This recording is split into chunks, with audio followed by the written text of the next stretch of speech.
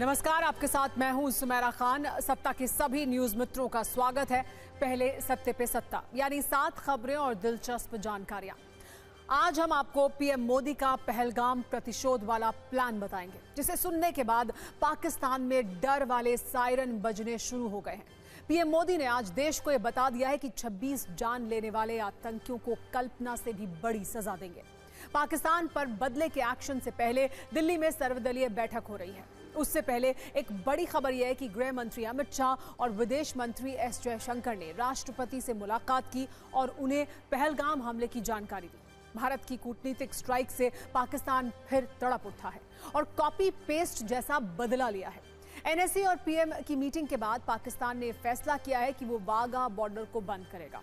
उसने भारत के साथ व्यापार पर भी रोक लगा दी है। इसके अलावा भारत द्वारा सिंधु जल समझौता स्थगित करने का दर्द भी पाकिस्तान को महसूस हो रहा है और बदले में उसने 1972 का शिमला समझौता तोड़ने की धमकी दी है। वैसे दोनों समझौते क्या हैं और अगर ये खत्म हुए तो असर क्या होगा, इसे समझिएगा। बड़ी खबर यह है कि भारत पाकिस्तान पर जवाबी हमले से पहले बड़ी कूटनीतिक तैयारी कर रहा है। भारत ने अमेरिका और रूस समेत 20 देशों के राजनयिकों को पहलगाम आतंकी हमले की जानकारी दी है। एक और खबर जिससे यह आशंका है कि अगले कुछ घंटे में भारत पाकिस्तान पर कोई बड़ा एक्शन लेने जा रहा है। कल army chief general Upendra Dwivedi Srinagar के दौरे पर जा रहे हैं। मंगलवार को दिल्ली में रक्षा मंत्री और एनएसए के साथ सीडीएस और तीनों सेनाओं के प्रमुख भी बैठक हुई थी। और आज हम आपको एक हैरान करने वाला वीडियो भी दिखाएंगे, जिसमें सवाल है, क्या पाकिस्तान उच्चायोग में पहलगाम हमले का जश्न केक काटकर मनाया गया है? जब एक कर्मचारी के हाथों में केक देखकर यह सवाल पूछा गया तो देखिएगा क्या हुआ। लेकिन सबसे पहले सत्ता की शुरुआत प्रधानमंत्री मोदी के उस शब्दकोश के साथ जो इस वक्त भारत से ज्यादा पाकिस्तान में ट्रेंड कर रहा है और डर का माहौल है वहां।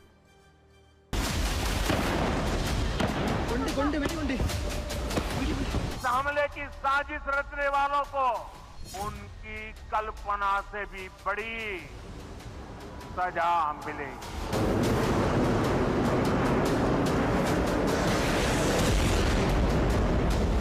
आतंकियों की बची खुची जमीन को भी मिट्टी में मिलाने का समय आ गया है।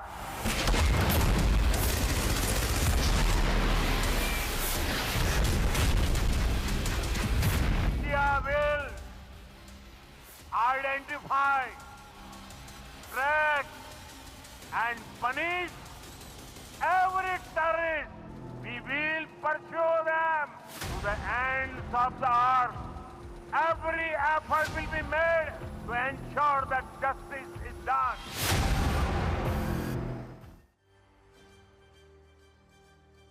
पहलगाम में हुए नरसंहार के बाद जिस सवाल का जवाब पूरा देश जानना चाहता है, वो ये कि भारत 26 मौत का बदला पाकिस्तान से कब और कैसे लेगा। खुद देश के प्रधानमंत्री नरेंद्र मोदी ने आज पहलगाम प्रतिशोध का प्लान बता दिया और ये भरोसा दिया कि इंसाफ होगा और बराबर होगा। आपको याद होगा 2019 में पुलवामा में हमले के बाद पीएम मोदी ने कहा था, घर में घुसकर मारेंगे, और जो कहा वो किया भी। लेकिन इस बार भारत सर्जिकल स्ट्राइक और एयर स्ट्राइक से भी कुछ बड़ा सोच रहा है। ये पीएम मोदी के कीवर्ड्स और पाकिस्तान के डर के मीटर को देखकर समझिएगा। आज पीएम मोदी ने बिहार के मधुबनी में पहले पहलगाम में मारे गए लोगों को श्रद्धांजलि दी और ये कहा कि आतंकियों को कल्पना से भी बड़ी सजा मिलेगी। और इस ऐलान से पाकिस्तान में ऐसा डर दौड़ा कि पाकिस्तानी सैनिकों की छुट्टियां रद्द करने का ऑर्डर आ गया। प्रधानमंत्री मोदी ने कहा कि आतंक की जमीन को मिट्टी में मिलाने का वक्त आ गया है और इसका असर यह है कि पाकिस्तान के प्रधानमंत्री बैठक पर बैठक करने में लगे हुए हैं। पीएम मोदी ने आज बताया कि पहलगाम में कत्लेआम करने वाले आतंकियों को पहचानेंगे, उनका पता लगाएंगे और फिर सजा देंगे। और ये सुनते ही पाकिस्तान में आतंकियों को सेफ हाउस में छिपाने का काम पूरी तीव्रता के साथ शुरू हो गया है। आज पीएम मोदी ने पूरे आक्रोश में यह कहा है कि आतंकी और उनके आकाओं को धरती के आखिरी कोने तक ढूंढेंगे और मारेंगे। और यह सुनने के बाद पाकिस्तान ने अपने एयर स्पेस बंद करने का ऐलान कर दिया है। और इससे आप ये समझ सकते हैं कि पीएम मोदी के इन शब्दों से ही पाकिस्तान का ये हाल है, तो आगे क्या होगा, क्योंकि अभी तो ये शुरुआत है। पाकिस्तान के डर को बढ़ाने के लिए हम ये भी बताते हैं कि प्रधानमंत्री मोदी के बयान के मायने क्या हैं। पीएम मोदी ने आज ये बता दिया है कि आतंकियों को कल्पना से भी बड़ी सजा देंगे। मतलब इस बार एक्शन सर्जिकल स्ट्राइक और एयर स्ट्राइक से भी कुछ बड़ा होने वाला है। पीएम ने कहा धरती के किसी भी कोने से खोज कर सजा देंगे। मतलब इस बार बात सिर्फ पीओके तक सीमित नहीं है।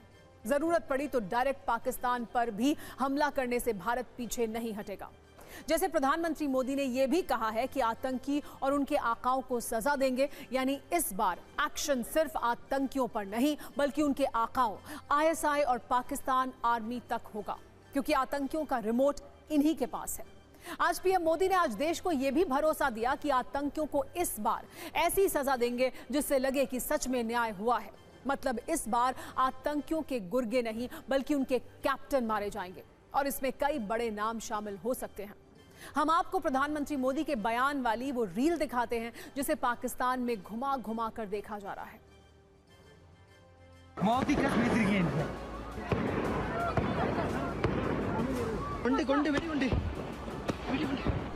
आतंकियों ने मासूम देशवासियों को जिस बेरहमी से मारा है, आज उन सभी की मृत्यु पर करगिल से कन्याकुमारी तक हमारा दुख एक जैसा है, हमारा आक्रोश एक जैसा है। ये हमला सिर्फ निहत्थे पर्यटकों पर नहीं हुआ है, देश के दुश्मनों ने भारत की आत्मा पर हमला करने का दुस्साहस किया।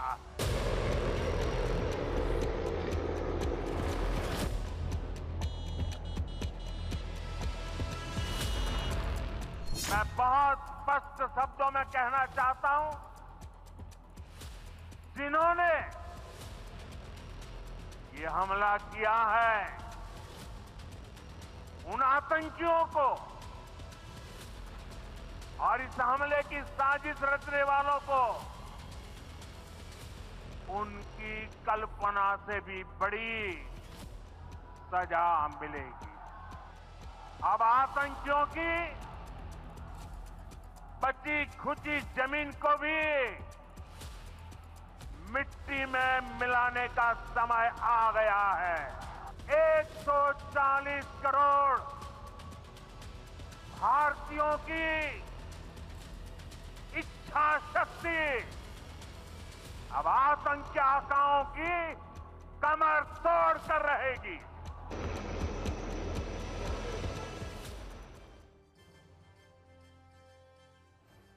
आज प्रधानमंत्री मोदी का बदले वाला यह बयान बहुत अलग था, जो आपने पुलवामा हमले के बाद नहीं देखा होगा, लेकिन आज इसे लोगों ने नोट किया है। पीएम ने आज सिर्फ देश नहीं बल्कि दुनिया को भी संदेश दिया और बदले वाली बात को अंग्रेजी में भी दोहराया। हमारे बहुत सारे न्यूज मित्रों को यह शायद कोई आम बात लगे, लेकिन पीएम मोदी के इस बयान के भी मायने हैं जो हम सत्ता में डिकोड कर रहे हैं। लेकिन पहले प्रधानमंत्री मोदी की वो बात सुनिए जो उन्होंने सोच समझ और पूरी तैयारी के साथ दुनिया से कही है। Today from the soil of Bihar I say to the whole world, India will identify, track and punish every terrorist and their backers. We will pursue them to the ends of the earth. India's spirit will never be broken by terrorism. Terrorism will not go unpunished. Every effort will be made to ensure that justice is done. The entire nation is firm in this resolve. Everyone who believes in humanity is with us. I thank the people of various countries and their leaders who have stood with us in these times. अब हम आपको ये समझाते हैं कि PM Modi ने पहलगाम के प्रतिशोध वाली बात को अंग्रेजी में क्यों कहा। पाकिस्तान की गोद में खेलने वाले आतंकियों ने पहलगाम में जिस तरह से 26 जान ली, नाम पूछकर लोगों को मारा गया और देश को जख्म दिया, उससे लोगों में आक्रोश है और ये गम और गुस्सा देखकर ये तय है कि भारत इसका बदला लेगा। आज पीएम मोदी ने जब बदले वाली बात कही तो उसे अंग्रेजी में भी दोहराने के पीछे कुछ संभावनाएं हैं। पहली संभावना, दुनिया को यह मैसेज देने की कोशिश है कि यह भारत की आत्मा पर हमला है और इसका बदला जरूरी है। दूसरी संभावना, पीएम मोदी ने दुनिया को यह बता दिया कि भारत अपने हिसाब से कार्रवाई करेगा, यानी भारत पाकिस्तान से बदला लेगा और बेहतर है कि कोई तीसरा देश इसमें दखल ना दे। पीएम मोदी ने दुनिया को एड्रेस करके शायद ये भी बताने की कोशिश की है कि भारत इस बार यूनाइटेड नेशन का कोई ज्ञान सुनने के मूड में नहीं है और ना ही मानवाधिकार वाली कोई दुहाई इस बार भारत पर असर करने वाली है। पाकिस्तान के आतंकियों ने इस बार जो किया है, इसका इंतकाम उन्हें और उनके आकाओं को मिट्टी में मिला कर लिया जाएगा और दुनिया जानती है कि आतंकियों का बिग बॉस पाकिस्तान ही है। जाहिर है भारत इस बार बड़े एक्शन की तैयारी में है, जिससे पाकिस्तान कांप रहा है। बालाकोट एयर स्ट्राइक के वक्त पाकिस्तान के एक सांसद ने भरी संसद में पाकिस्तान के डर को जाहिर कर दिया था। सांसद अयाज सादिक ने कहा था कि भारत के डर से उस वक्त के विदेश मंत्री शाह महमूद कुरैशी की टांकें कांप रही थी, माथे पर पसीना था। ठीक वैसा ही हाल इस वक्त शहबाज शरीफ और असीम मुनीर का है। पाकिस्तान को सर्जिकल स्ट्राइक और एयर स्ट्राइक वाले ही बुरे सपने आ रहे हैं। पाकिस्तान की सरकार से लेकर सेना तक में दहशत का माहौल है। भारत के डर से कांपते पाकिस्तान ने पैनिक बटन दबा दिया है। वहां आर्मी और एयरफोर्स को हाई अलर्ट पर रखा गया है। शहबाज की सत्ता आतंकियों की सुरक्षा को लेकर टेंशन में है। भारत के डर से अब आतंकी कैंपों को खाली कराया जा रहा है। हालात यह है कि आर्मी चीफ आसिम मुनीर अपने कमांडर्स के साथ मीटिंग पर मीटिंग कर रहे हैं। पाकिस्तान को यह डर है कि भारत किसी भी वक्त हमला कर सकता है। ये डर इतना ज्यादा है कि पाकिस्तानी सेना ने अपने सैनिकों की छुट्टी रद्द कर दी है। सभी सैनिकों को ड्यूटी पर वापस लौटने का आदेश दिया गया है। एलओसी पर सैनिकों की संख्या बढ़ाई गई है। एयर स्ट्राइक के डर से पाकिस्तानी एयरबेस पर विमानों की तैनाती बढ़ाई जा रही है। कराची से 18 फाइटर जेट्स को रावलपिंडी और लाहौर भेजा गया है। लाहौर और रावलपिंडी एयरबेस भारतीय सीमा के नजदीक हैं। पाकिस्तान के सभी एयरबेस अलर्ट मोड में हैं। 20 फाइटर जेट स्क्वाड्रन को भी हाई अलर्ट पर रखा गया है। डर का आलम यह है कि पाकिस्तानी एयरफोर्स के चीफ खुद एयरबेस पर पहुंच गए हैं। हमारे हाथ पाकिस्तान के फाइटर जेट्स के मूवमेंट का सैटेलाइट डेटा लगा है। आप सैटेलाइट डेटा में देख सकते हैं कि कराची के सर्दर्न एयर कमांड से इन फाइटर जेट्स ने नॉर्थ में लाहौर और रावलपिंडी की तरफ मूव किया है। ये इस बात का सबूत है कि शहबाज शरीफ और आसिम मुनीर की धड़कनें बढ़ी हुई हैं। इस बीच भारत ने एक ऐसा कदम उठाया है जिससे पाकिस्तान को सदमा लगा है। भारत ने बीच समंदर से आसमान में मिसाइल उड़ाई, जिसने एक निश्चित दूरी पर जाकर टारगेट को सटीक हिट किया। यह निशाना समंदर में साधा गया, लेकिन इसकी आंच इस्लामाबाद को भी महसूस हुई होगी। इंडियन नेवी ने INS सूरत से यह मिसाइल टेस्ट किया। समंदर में भारत के इसी रणनीतिक कौशल के बाद पाकिस्तान सहमा हुआ है। पाकिस्तान में अलग ही चर्चा हो रही है। क्या भारत अब समंदर से हमला करने वाला है? इसी को देखते हुए अरब सागर में पाकिस्तानी नेवी को अलर्ट किया गया है। पाकिस्तान ने लाइव फायरिंग की वार्निंग दी है। पाकिस्तान नेवी की ओर से वॉर ड्रिल शुरू की गई है। पाकिस्तान इतना डरा हुआ है कि अरब सागर में नो फ्लाई जोन घोषित किया है, लेकिन भारत की तैयारी भी फुल प्रूफ है। अरब सागर में भारतीय एयरक्राफ्ट कैरियर विक्रांत आगे बढ़ रहा है। इंडियन नेवी भी वॉर अलर्ट मोड में है। अब पाकिस्तान के टीवी चैनलों में भी एक्सपर्ट्स यही बहस कर रहे हैं कि आखिर इस बार भारत क्या करने वाला है।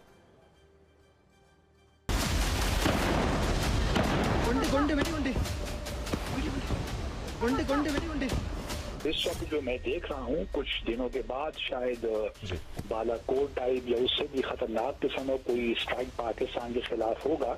अभी यहाँ बात होगी कि नहीं, कोई ना कोई एक्शन भारत जरूर पाकिस्तान के खिलाफ लेगा।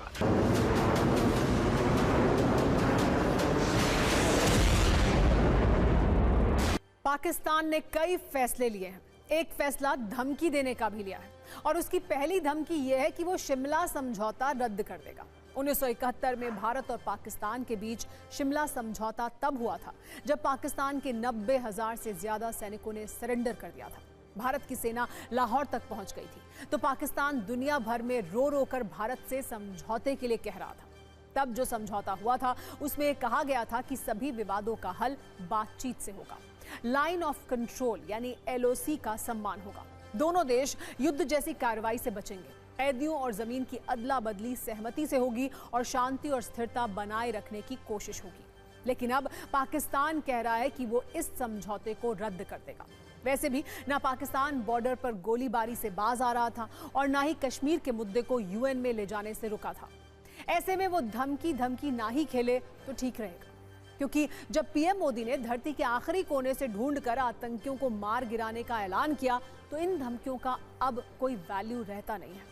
अगर पाकिस्तान शिमला समझौता रद्द करता है उससे ही 5 ठोस और स्पेसिफिक नुकसान होंगे जिनका असर उसकी राजनीति, अर्थव्यवस्था, सेना और अंतर्राष्ट्रीय छवि पर पड़ेगा। शिमला समझौता पाकिस्तान को भारत के साथ शांति वार्ता का मंच देता था। इसे रद्द करने पर अगर युद्ध जैसी स्थिति बनी तो उसे अंतर्राष्ट्रीय समर्थन मिलना मुश्किल होगा। शिमला समझौते में पाकिस्तान ने खुद मान लिया था कि कश्मीर मसला द्विपक्षीय है। अब इसे अंतर्राष्ट्रीय मंचों पर उठाने की कोशिश दोहरे रवैये की तरह मानी जाएगी। समझौते में LOC को मान्यता दी गई थी। इसे अस्वीकार करने का मतलब होगा कि पाकिस्तान खुद ही सीमा उल्लंघन के लिए जिम्मेदार माना जाएगा। ऐसे कदम से क्षेत्र में तनाव बढ़ेगा और विदेशी निवेशक पाकिस्तान को अस्थिर क्षेत्र मानकर पैसा लगाना बंद कर सकते हैं। शांति समझौते के बिना भारत पर जवाबी कार्रवाई से जुड़ा अंतर्राष्ट्रीय दबाव नहीं रहेगा। इससे पाकिस्तान की सीमा पर सैन्य जोखिम बढ़ जाएगा।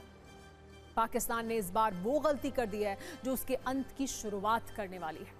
आतंकवादी हमलों के बाद भारत ने अब तक पाकिस्तान को सर्जिकल स्ट्राइक और एयर स्ट्राइक वाला संदेश तो दिया था, लेकिन पाकिस्तान ऐसा देश है जो आसानी से नहीं सुधर सकता। इसलिए इस बार सर्जिकल स्ट्राइक और एयर स्ट्राइक से आगे का एक्शन होगा और ये एक्शन पाकिस्तान के लिए कयामत लाने वाला होगा। 2016 में जब पाकिस्तानी आतंकवादियों ने उरी में हमला किया था तो भारत ने जवाब में सर्जिकल स्ट्राइक की। 3 वर्ष तक तो पाकिस्तानी आतंकी चुप रहे, सदमे में रहे, लेकिन 2019 में उन्होंने फिर से पुलवामा में अटैक कर दिया। इस बार भारत ने ज्यादा बड़ा हमला किया, बालाकोट में एयर स्ट्राइक की।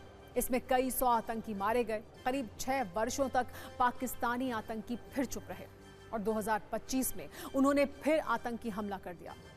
अब जरूरी है कि पाकिस्तानी आतंक का परमानेंट इलाज किया जाए, लेकिन ये होगा कैसे? क्या भारत POK में इजराइल का गाजा मॉडल लागू करेगा? जो हाल इजराइल ने गाजा का किया वो हाल भारत POK का करेगा? क्या भारत POK में आतंक के गढ़ को मिट्टी में मिला देगा? क्या गाजा की तरह POK भी अब खंडहर बन जाएगा? ये सवाल इसलिए भी है क्योंकि आज ही PM मोदी ने कहा कि आतंक को मिट्टी में मिला देंगे। तो क्या संकेत ये है कि इस बार ऑपरेशन क्लीन चलाया जाएगा?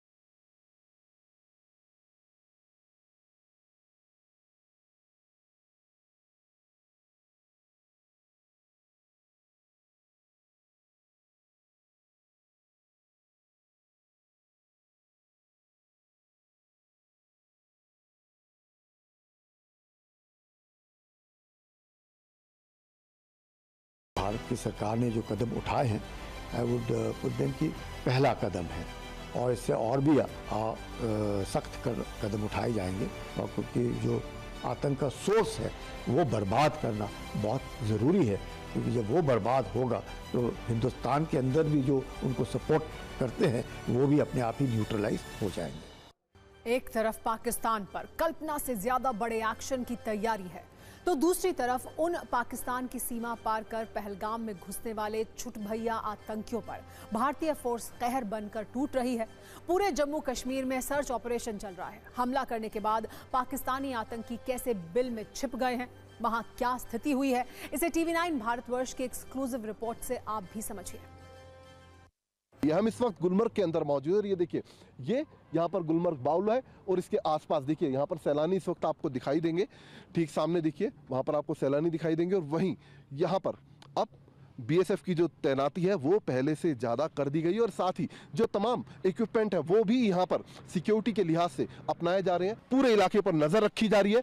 खुद डिप्टी कमांडेंट जो है BSF के अभिनव अत्रे जी हमारे साथ मौजूद हैं। सर, किस तरीके से आप नज़र रख रहे हैं यहाँ पर, क्या बदलाव किए गए हैं सिक्योरिटी में सर इस हमले के बाद? जी, ये जो दुर्भाग्यपूर्ण हमला पहलगाम में हुआ है उसके बाद में हमने सर्विलांस को और बढ़ा दिया है, जो पहले भी था, बट टूरिस्ट के मन में जो एक सुरक्षा की भावना को और बेहतर बनाने के लिए हमने ड्रोन्स, दिन रात हम ड्रोन से नज़र रख रहे हैं। पूरे कश्मीर के अंदर जो भी सिक्योरिटी फोर्सेस है उन्होंने अपनी ना सिर्फ संख्या बढ़ा दी है, बल्कि आप देखिए किस तरीके से बाकायदा जो टेक्नोलॉजी है, जिस तरीके से ड्रोन टेक्नोलॉजी का इस्तेमाल करते हुए लगातार सैलानियों पर पूरी निगाह रखी जा रही है। इस वक्त हम गुलमर्ग के अंदर मौजूद है। ये गुलमर्ग बाउल है। देखिए सैलानी यहाँ पर बड़ी संख्या में आते हैं घूमने के लिए और ठीक सामने आप ये देखिए इस बाउल के ऊपर, ठीक गुलमर्ग बाउल के ऊपर आपको एक वैकेंट प्लेस यहाँ पर, एक बिल्डिंग यहाँ पर दिखाई देगी और इसी बिल्डिंग के अंदर जानकारी मिली है कि कुछ संदिग्ध हो सकते हैं।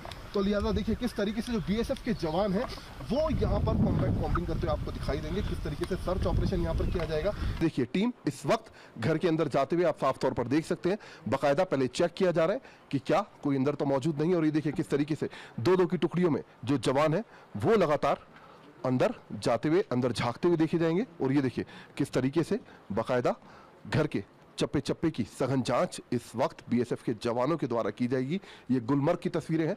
गुलमर्ग बाउल के नज़दीक ये खाली पड़ा मैदान था जहां पर बाकायदा जो BSF के जवान हैं वो सर्च करते हुए देखे जा सकते हैं। पहलगाम आतंकी हमले के बाद पूरे कश्मीर के अंदर जितने भी पिकनिक स्पॉट हैं उनके आसपास जितनी भी इसी तरीके की खाली इमारतें हैं उनको ठीक इसी तरीके से जो सुरक्षा एजेंसियां हैं वो सर्च कर रही हैं। पहलगाम में हुए हमले ने पूरे देश का सुख चैन छीन लिया। जिन परिवारों ने इस हमले में अपनों को खोया है वो पाकिस्तान के खिलाफ एक्शन की मांग कर रहे हैं। ऐसा ही एक परिवार है इंडियन नेवी के ऑफिसर विनय नरवाल का, जिनकी आतंकियों ने हत्या कर दी। 16 अप्रैल को ही विनय नरवाल की हिमांशी नरवाल से शादी हुई थी। शादी के बाद वो पत्नी के साथ कश्मीर घूमने गए थे जहां उनकी हत्या कर दी गई। ऐसे में परिवार का कहना है कि आतंकियों से इसका बदला लिया जाए। वैसे आज PM ने साफ कर दिया कि बदला हर हाल में लिया जाएगा और ये बदला दुश्मन की कल्पना से भी बड़ा होगा।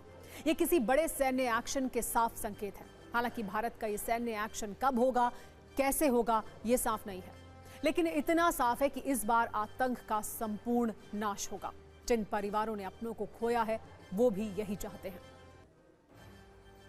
आतंकवाद को अगर मिटाना है तो इसके लिए सरकार से यही मेरा कहना है कि कोई बहुत कठोर कदम उठाना चाहिए, जिससे कि इस आतंकवाद को एक बार ऐसा कठोर कदम उठा के समूल नष्ट कर दिया जाए, जिससे फिर कभी दोबारा ऐसी घटनाएं ना हो।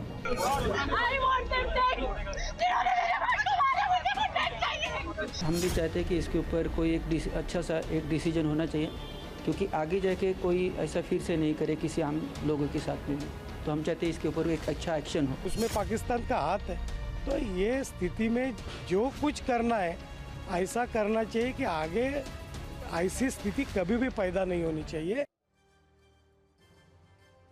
शहबाज शरीफ परेशान हैं, डरे हुए हैं। जनरल मुनीर की मिलिट्री युद्ध के डर से बिखरी पड़ी है, लेकिन यह डर और दुख कुछ दिनों में और बढ़ने वाला है। पहले से दाने दाने को मोहताज पाकिस्तान अब पानी के लिए तड़पने वाला है, क्योंकि कल भारत ने पाकिस्तान की सबसे बड़ी वाटर सप्लाई रोक दी है। भारत ने कल पाकिस्तान के साथ हुए सिंधु जल समझौते को स्थगित कर दिया था। यह कितना बड़ा फैसला है, इसे ऐसे समझिए कि भारत और पाकिस्तान के बीच 1960 में सिंधु जल समझौता हुआ था। उसके बाद 1965 और 1971 का युद्ध हुआ। 1971 में पाकिस्तान के 2 टुकड़े हुए। 1999 में करगिल वॉर हुआ, लेकिन सिंधु जल समझौते पर रोक नहीं लगाई गई। यानी युद्ध के समय भी भारत ने इस बात का ख्याल रखा था कि दुश्मन प्यासा ना मरे। लेकिन इस बार पाकिस्तान आतंक के मैदान में हद से ज्यादा आगे बढ़ चुका है, इसलिए इस बार उसका गला सुखाने का इंतजाम किया गया है।